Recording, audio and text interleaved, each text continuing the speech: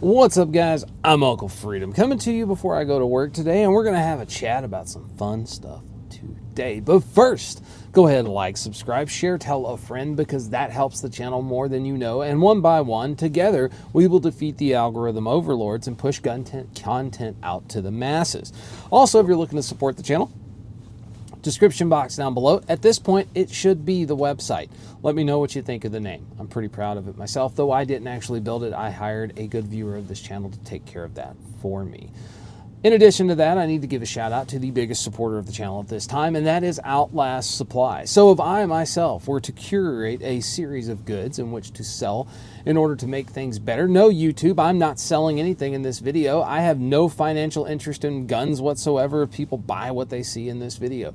So there's no guns for sale here. I'm also in a safe area in my home, which I maintenance and work on firearms. So that's for the YouTube manual review, or not for you guys. Back to Outlast Supply. So if I were to curate this thing, it would look a lot like what Outlast Supply did.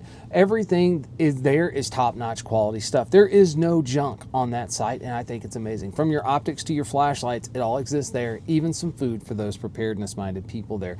The people that run Outlast Supply are also fantastic, amazing human beings, and they're really cool because that's why I partnered with them. So go check them out, outlastsupply.com. Fantastic group of folks over there. And if you were looking for it, it's probably there to begin with. So I've done videos in the past talking about guns every prepper should own, or what have you. Well, somebody was like, well, what about just your everyday, like anybody? Okay. And they were like, but it can't be 5, it's got to be 3. I'm like, ooh, challenge accepted. Top 3 firearms that every red-blooded American patriot, and even people that aren't American, should own. Everybody should own these 3 things. And I'm going to tell you why. So let's get into it today, shall we? Number 1, what do you think it is? My number 1 choice, if we were buying guns today, right, you should own. My number 1 choice is a handgun. And I'm not talking about a Taurus, nothing against Taurus. Nothing against if you own a Taurus. I'm not talking about Taurus. I'm not talking about High Point. I'm not talking about your Ruger Security 9, your Dagger from PSA, etc. I'm not talking about those. I am talking about a well-made duty grade handgun, a proven, reliable handgun platform. I'm also not talking about slim lines like your Glock 48 and my Glock 48. I'm not talking about subcompacts like your P365, my Glock 26. I'm talking about a G19 or bigger, right? So 4-inch barrel, 15 round-ish capacity, your standard compact size firearm, all the way through, Glock 34s, Glock 47s, a full-size platform of some kind. Completely built. Also, still clear, YouTube. Completely built. That means everything. The sights, the dot, the extended controls, the trigger, the magwell, the light, the compensator if that's what it requires. Completely built out. But, and I'll go even further. Preferably, I know somebody's going to be like, I don't like weapon lights. I'm still saying you should have a weapon light. Because if you can't see it and it's dark and you're there anyway, it gets dark half the time. If you can't see it, you can't ID it, you can't shoot it. And while handheld lights are great for the initial part of deciding things, it's provenly harder to shoot a handgun one-handed. Yes, it's possible and you can do it, but I can do that much more effectively, efficiently, with better accuracy with a light that's mounted onto my gun. And I would say a red dot. And there's no secret. I talk about this all the time, right? Like, even things like my CR920X from Shadow Systems, it's got a dot. My 47's got a dot. This is the Siley Wolf Pro. Video on that coming. Really cool budget level red dot to a Holosun or something. Having a dot is a cheat code and a game changer. If you're an accurate shooter, shooting with a dot makes you better at shooting iron sights. It's literally one of the best tools that we have available. And the argument of they're not durable is not an argument we should be having. We had that argument like 25 years ago when we started putting dots on rifles. It was a dumb argument when we made it then. It's been proven to have been a dumb argument. Stop making the argument for handguns, right? Like, it's not really a thing. This is like a $200 dot and it's surviving just fine. Now Not only should you have a weapon light equipped, red dot equipped, I also believe you need to have overt and covert carrying options. That means you will need a concealed carry holster of some kind, like this Tenacor Malice Soul. I'll leave a link to the video for this holster itself, but also an overt carry system, meaning like an actual duty holster, not a folded Kydex competition non-retention holster. I mean an actual retention level 2, level 3, something like my Alien Gear Rapid Force Duty. I'll leave a link to that. You should have those things in a minimum of 8 to 10 magazines for your firearm. That's what I mean when I say you should own it. I mean you should not only own it, you should own the whole system. Because owning it does you no good if you have like 3 magazines, right? Or owning it does no good if you don't build it the way it's supposed to be. It doesn't do you any good if you don't have a good holster for the gun so that you can run it, right? Like have Safariland, have Alien Gear, have the system itself.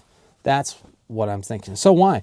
It's a primary weapon system. People don't like to talk about this because rifles, I use my handgun to fight my way to my rifle. So you're going to use your handgun to fight your way out of whatever bad situation you're in. Leave that situation so that you now have no knowledge of what's taking place.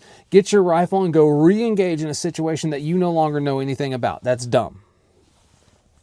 Your handgun is your primary weapon system, unless we're running around in whatever weird LARP that you've convinced yourself in your brain is going on, right?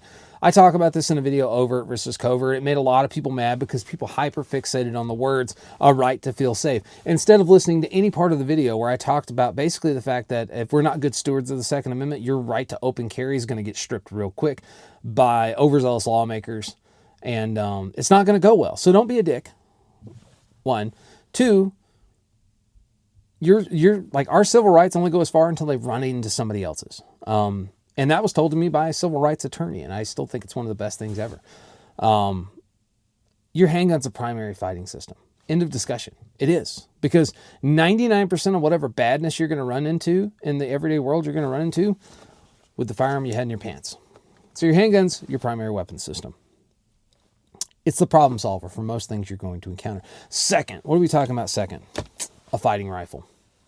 I am not referring to battle rifles, so no fouls, or unless you got it like that, but I'm not referring to battle rifles unless that's your game. A hunting rifle like a bolt action 30-06 or 7.42, which is a semi-auto 30-06. Mini 14s, pistol caliber carbines.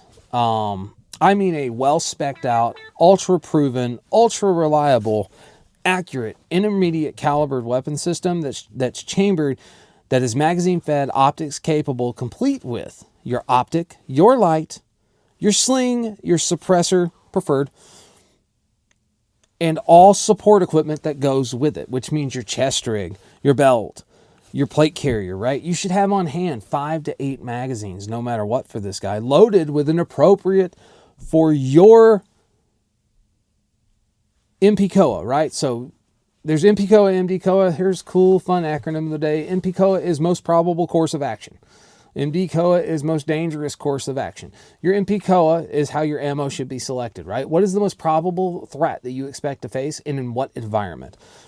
So you should have 5 to 8 magazines loaded with the ammo that is designated for your most probable course of action you're going to expect in the environment in which you live in, and then an additional 8 to 10 magazines, as well as replacement parts like bolts itself, bolt carrier groups, carrier keys, firing pin, retaining pin, spare firing pins, extra triggers, a spare bolt carrier group itself, right? Things have a life expectancy, something I cover in this video over here.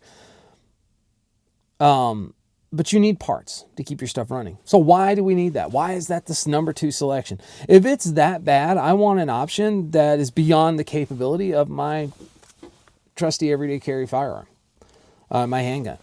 I need to be able to deal with that remaining 2 to 3% that I talked about when I said that 97 to 98% of the things that you're going to encounter, your handgun is going to be the option you have. I need something that deals with that 2 to 3% that's not a part of that initial stuff.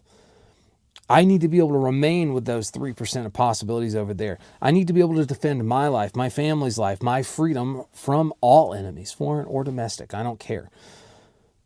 I can also hunt with the appropriate ammo selection. I have tons of ballistic videos about selecting a good ammunition for your fighting rifle. I can hunt with appropriate ammo. I can harvest game. I can even harvest very small game with something like a CMMG 22 conversion kit. Super important, right? Like I can do all of those things, and I can do it with what I have. So before, you get your one rifle and you're like, oh, I'm going to eventually get my suppressor and stuff. But then you go out and you build like 7 of these because you got a good deal. You could have built your gun out, but you didn't. You chose not to. You chose to buy 7 or 8 things that were not just as good, in fact, instead of building out the one thing. Or maybe you said, oh, I'll get plates next year. Build your system out, right? Like we need the whole setup. That's why when I said top 3, but I'm going to caveat this with saying there is support gear and stuff that goes along with these top 3 you need to have, because if you don't have them, you're not as well set up as you think you are. So that's the why. But what about number 3, right? Everybody's yelling already at the screen. It's a Ruger 1022. It's not a Ruger 1022. It's a shotgun, specifically a pump action shotgun. Now, when I say a pump action shotgun, because there's a lot of variants of this out there, let's be very clear about what I'm talking about. I am not talking about magazine fed, because those are unreliable most of the time, or even a semi-auto example outside of like 4 very specific semi-auto shotguns. If you have a Beretta A301, 1301, a Benelli M3 or M4, or even the M2, you're gold. But if you don't have one of those, it needs to be a pump gun. And I'm not talking about super fancy either. I'm talking a no frills, no BS shotgun. Something with either ghost ring sights, a red dot that you can put onto there. I would still say a sling and a flashlight. Again, if you don't have a sling, you can't retain it. So a sling and a flashlight. And at a max, I would say have 2 barrels. I would have my one 18 to 20 inch modified cylinder barrel that I can fire every defensive loading known to man or breaching round through. And then I'm going to have like a 24 or 26 inch barrel with removable choke tubes that I can use for taking down things like waterfowl, turkeys, and stuff like that. I want to have 3 to 5 shotgun cards. What I mean by that is a little Velcro like S-Tac cards for shotgun. I want 3 to 5 of those, somewhere between 5 to 8 shells per card. And I want a solid assortment of defensive ammunition for the shotgun. There's a dedicated video for all of you shotgun people that have been freaking out on me in the comment section because like, where's my shotgun information, bro? Stuff like, this is a great example, right? The Federal 3-inch number 4 buck. Number 4 buck is one of my all-time favorite defensive loadings for a shotgun. No, it's not as big as double aught buck, but there are a whole lot more of them in there. But defensive rounds, double aught buck, reduced recoil double aught buck, number 4 buck, Forester slugs, segmented slugs, things like the what's the name? The Winchester Defender line that has some buck and ball in there as well. I also want to have some dedicated breaching loads like Royal Armaments green caps or black caps. They make a compressed copper matrix slug. Hornady does for breaching doors. But I want a good dedicated breaching round, not just for breaching doors. They're super devastating defensively as well. And then I'm going to want to add some more stuff into that. Now, I'm not talking about don't go ham. You don't need 1,000 of each one of these. But have some steel shot as well as turkey loads. Those are very different things. But have some steel shot, have some turkey loads, and an assortment of field loads. So think number 6, 7.5, number 8 shot, and then some heavy field loads. So number 4, number 5, number 6 shot, right? Basically what I just described to you right here is one firearm. And with that one firearm with 2 barrels that can be kept in the same case, I went from the ability to breach a door, stop a home intruder, use it offensively or defensively, to being able to harvest pheasants, quails, ducks, geese, you name it. And then we add in some stuff like slugs. We can do some more damage. But why is that super important? So from hunting, we can kill squirrels, ducks, geese, coyotes, pheasants, to breaching doors, causing havoc just in general, wiping out machinery, computers, lights, you name it. And And then we can change game over with something like a slug, and we can kill moose and we can kill bear. The biggest things walking around in North America fall to a 12 gauge slug. We can solve almost every single problem known to man with a 12 gauge, 2 barrels, and a decent assortment of shells. It gives a really big range of versatility. And you can buy a reliable version of this shotgun for under $250. One that sticks out to me is the Mossberg Maverick 88. I think it's Security. That's a 20-inch barrel, 7-round tube, bare bones pump action shotgun that does some serious damage. And you can get it for $200-ish. 200 intergalactic credits or social credit points, right? Whatever you want to say. Now, if we listen to this, you could be like, well, why would I even own a fighting rifle? I could do all that stuff with a shotgun. And my handgun, those two things, I got it going. But you don't. Shotguns have, whether we want to believe it or not, they are much more difficult to run. And not necessarily just to run in general, but to run at a highly effective, highly efficient manner. Constantly, keeping the shotgun loaded and running it in a consistent fashion and the way it needs to be ran is a skill set that is unique to only running shotguns. That does not exist in rifles. There is also the overabundance of recoil that comes out of a shotgun. I don't care how manly you are, shooting a whole bunch of 3-inch Magnum slugs out of a shotgun hurts. It's just reality. So while I can do a lot of things, I can't do the one thing I can really do well with an AR fighting rifle, right? I could do CQB, but I don't really want to, right? Because we're going to run into over penetrations. Yeah, I can tailor the ammo to that, but I can tailor the ammo even more in my designated fighting rifle.